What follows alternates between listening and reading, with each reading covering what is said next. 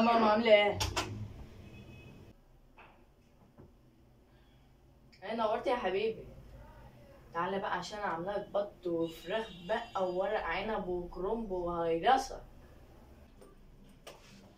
ها؟ ما تصرفتيش عليا ليه تقوليلي؟ ده انا اتغديت بره مع اصحابي وصرفت بتاع 200 جنيه. فقري وبومه ومالكش حظ. اتفلق. مش اكل انا عيش وجبنات. مش اكل انا عيش وجبنات.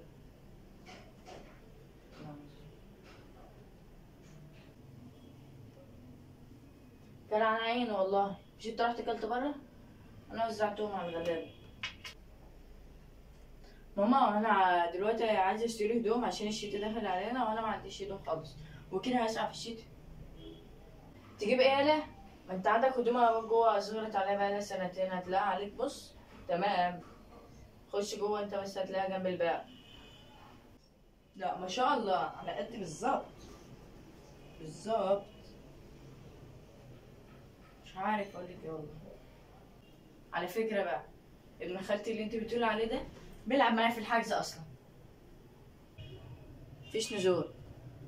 ركز في مستقبلك. ده عامل زي ابن خالتك كده عايز يطلع من 10 الأوائل مع 10 الأوائل على الجمهورية حتى. وانت رايح تلعب كورة. مالناش دعوة بحد كل واحد في حاله.